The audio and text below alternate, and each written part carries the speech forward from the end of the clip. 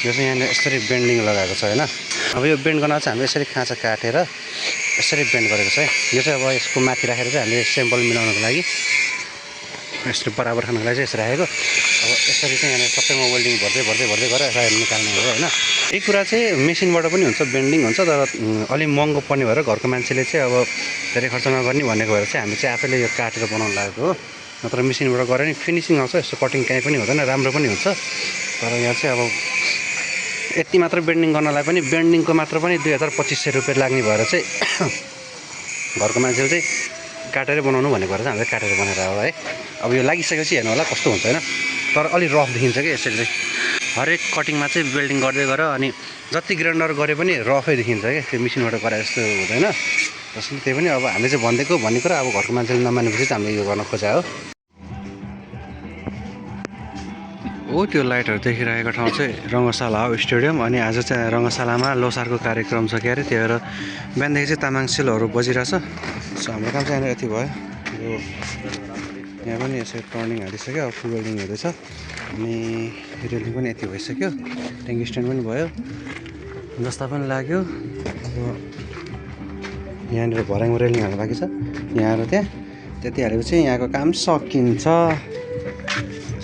यहाँ माथि बल लाग्छ, उता माथि पनि बल लाग्छ, त्यहाँ बल लाग्छ पोलमा।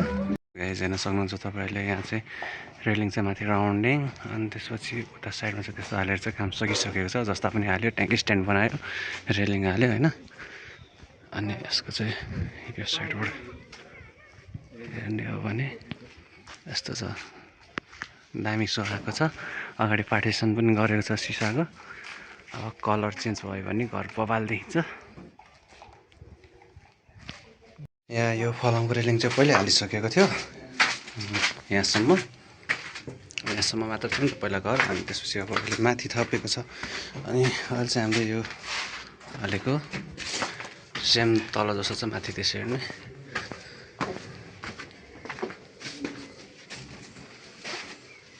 अनि मेन कुरा यो टर्निङमा यो एल्बो हाल्दाखेरि चाहिँ नि मान्छेले हात लिएर जान अलिक सजिलो होस् त्यो हिसाबले हाल्नुपर्छ नि त। यो यस्तो छ होइन। अनि यो पोल नजिकै भएर टुटेल भएर दामी भएको छ यो होइन। यो चाहिँ हामीले हालेको, तर पहिलाको चाहिँ यसरी हालेको छ कि यहाँनिर यस्तो हालेर यहाँनिर चाहिँ यो चुच्चो निकालेको छ कि। यो सर्लक्क आएको भए दामी हुन्थ्यो, तर यहाँ चुच्चो आएको छ। यसले गर्दा चाहिँ अलिक कस्तो देखिन्छ। सो यो साइडको काम पनि सक्यो हाम्रो चाहिँ। अब अर्को साइडमा जानु लागेको। सो कस्तो लाग्यो काम होइन। यदि घरमा कुनै कामहरू गराउन मन छ भने चाहिँ हामीलाई सम्पर्क गर्न सक्नुहुन्छ। म चाहिँ आफ्नो नम्बरहरू डिस्क्रिप्सनमा हालिदिएको छु होइन, कन्ट्याक्ट गर्न सक्नुहुन्छ। हामी अल ओभर नेपाल जहाँ पनि काम गरिदिन्छौँ होइन, सजिलो छ। अनि प्लस हाम्रो चाहिँ यो इलेक्ट्रिक सम्बन्धी काम पनि हुन्छ है, वायरिङहरू जस्तै त्यहाँ पाइपहरू हालेको छ नि, त्यो सबै हुन्छ, हेर्न सक्नुहुन्छ होइन।